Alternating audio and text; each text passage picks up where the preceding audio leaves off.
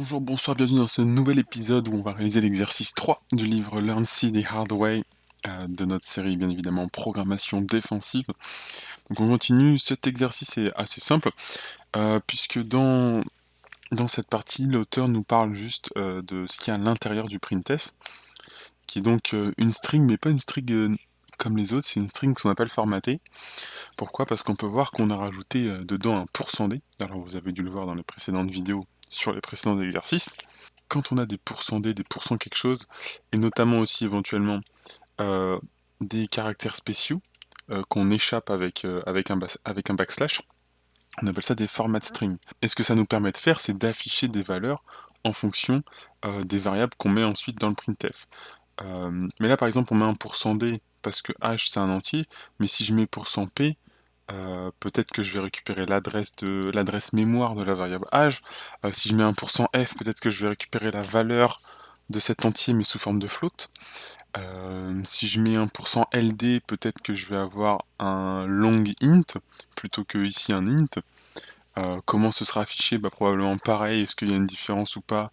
Oui, en mémoire il y aura une différence, etc., etc., etc. Donc nous, ce qu'on va réaliser, on va réaliser, je vais vous montrer ça, l'extra recherche, ok. On va déjà faire les quelques petits exercices qui nous demandent. Donc de supprimer la variable h du code et de regarder ce que ça donne. Alors dans un premier temps, on va ouvrir le terminal, ouvrir le code, mettre le terminal ici, le code ici. Donc là je suis dans le dossier, hop, je note tous mes exercices. Si je fais un petit make, voilà, ça le remove et ça le remet, très bien. Quand ça le remove, ça le recompile, etc. Si je l'exécute, mon petit exo 3, ok, donc là on n'a pas de warning, on n'a rien, etc. On peut l'exécuter. Maintenant, si on supprime la variable âge du printf et qu'on lui demande quand même de formater un entier, d'ajouter en fait dans cette string une valeur entière, donc d'un entier, mais on spécifie pas la variable. Alors déjà si ça compile, donc déjà ça compile, ça nous met juste des warnings, ok. Et si encore on exécute, là on a carrément une énorme valeur décimale. Ok, donc on a eu donc le programme il s'exécute sans problème, vous voyez. C'est ça qui est dingue avec le C, c'est que le programme il s'exécute sans problème, et que pourtant ça nous sort une dinguerie. Donc ça peut causer d'énormes bugs dans de plus gros programmes si on s'en rend pas compte. Ok, ça c'était une chose. Maintenant je vais revenir, on va laisser âge, cette fois on va juste pas initialiser âge. Et là si vous vous souvenez la dernière fois, normalement le résultat, c'est que ça va faire 0. Ce que ça nous avait fait, ok voilà, ça nous fait bien 0. Ok. Ok, maintenant, hop, pourquoi j'ai pas int argc char étoile, hop, argv, ok. Maintenant si je remets ici argv à la place. Alors qu'est-ce que argv? Argv c'est un tableau de string. Donc techniquement c'est un char étoile étoile, regardez dans le code je suis en train d'écrire. C'est un char étoile étoile. Pourquoi? Parce que un char étoile c'est une string, donc c'est un tableau de caractères. Donc si je fais genre, voilà, char étoile genre, ça donc la string genre c'est un tableau de caractères et char étoile donc c'est un pointeur qui pointe vers euh, c'est un tableau de pointeurs donc qui pointe vers chaque élément. Ok, on verra plus tard ce que c'est les pointeurs, peut-être un peu flou maintenant. Voilà, et char étoile étoile du coup c'est équivalent à si je l'écris en mode Python, j'ai une string et puis j'en ai une deuxième et puis j'en ai une troisième. Voilà à quoi correspond un char étoile étoile.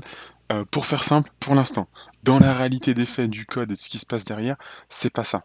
C'est-à-dire que ça, c'est une représentation visuelle pour nous êtres humains, mais pour les machines, pas du tout. Ok, donc on se calme, c'est pas vraiment ça. C'est juste pour vous donner une idée de ce que c'est. Ok, très bien. Donc là, on va lui demander d'afficher un tableau de string entière, sauf que là, on lui demande une variable décimale. Donc bon, qu'est-ce qu'il va nous sortir? Est-ce qu'il va nous sortir une erreur? Non. Non, il nous dit juste que on demande un int et là c'est un char étoile étoile, donc bon, tout va bien quoi. Bon, il peut compiler. En revanche, la valeur qui est donnée, pareil, c'est une valeur super grande, mais elle n'est pas négative. Donc celle-là, au moins, on peut penser que c'est une adresse mémoire, que c'est l'adresse mémoire, je sais pas, peut-être de cette variable, de la variable argv. Maintenant, si on change, j'ai combien %s? %s, c'est pour afficher des strings. %d, c'est pour les entiers, %s pour les strings. Que là, je compile. Ok, vous voyez, on demande un char étoile, et là, c'est un char étoile étoile. Ok. Donc si je refais, cette fois-ci, on obtient des caractères. on obtient des caractères inconnus, un R et un S. Donc on obtient une valeur.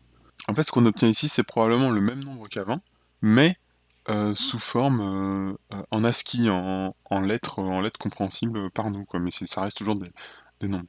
Et si je remets D, après sa valeur peut changer à chaque exécution. Oui, elle change à chaque exécution. Voilà. Donc ça, c'est ce qu'on pouvait faire. Ensuite, qu'est-ce qu'on peut mettre? On peut mettre argc. Mais argc, vu que c'est un entier, bah là, ça va pas forcément poser de problème. Ouais, il nous dit juste que âge, il est pas utilisé. Et donc ça fonctionne. Argc, il vaut 1. Et là, si je fais argc, il va valoir 4. Wow, amazing. Amazing, parce que argc, ça représente le nombre d'arguments qu'on donne lorsqu'on exécute notre fichier. Ok? Donc ça, c'est pour les strings formatés. Et donc, ce qu'il nous demande de faire dans le livre, c'est de chercher tous les pourcents possibles et tous les caractères qu'on peut échapper. Parce qu'ici, vous voyez, il y a un seul ligne. Il est pas naturel, le seul ligne. Il se fait pas en claquant des doigts ou il n'est pas inclus dans le printf. Il faut le faire. Donc, si on rajoute pas le slash n, à la fin, si je retiens les deux seules lignes, à votre avis, il se passe quoi? Sachant qu'on a un seul ligne ici et un seul ligne ici. Il va se passer que,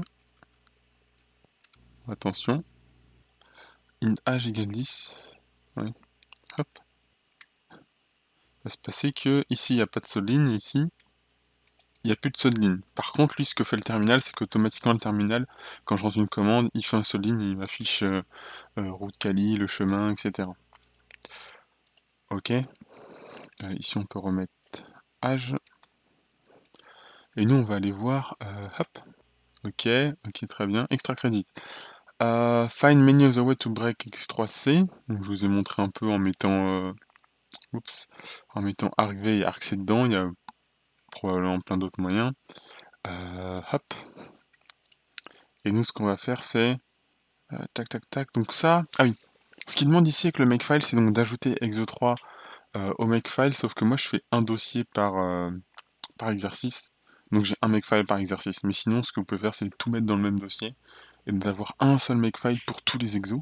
Et quand il fait make, ça va faire une update uniquement des exécutables qui ont besoin d'être mis à jour parce que le code a été changé. C'est dans external research qui nous demande de chercher. Donc là, je vous ai été chercher sur internet tous les caractères possibles qu'on peut échapper. Donc ça, c'est avec donc c'est les slash. Donc dans nos strings, on peut rajouter ça. Si on veut rajouter une tabulation, je peux faire un slash t ou un slash v pour une vertical tab. Et vu que je suis quelqu'un de curieux, j'ai bien envie de faire un slash v pour voir et de faire des tabulations verticales. J'ai envie de voir ce que ça donne. Jamais vu. Hop hop, make, ok, exo3. Ah ouais, interesting. Est-ce qu'on peut la... Non, on peut pas forcément la sélectionner. Ok, cool. Bon, ça fonctionne, hein, c'est bien la preuve.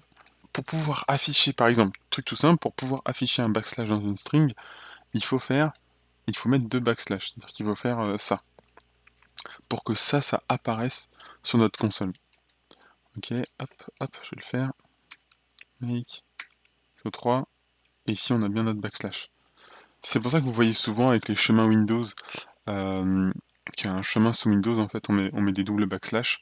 C'est parce que les chemins Windows sont faits avec un backslash, mais que dans une string, bah, ça échappe le caractère d'après, et que donc il en faut deux pour pouvoir bien afficher la string comme il faut, avec un bon chemin sous Windows. C'est une technique un peu à la dure, un peu de manière brute.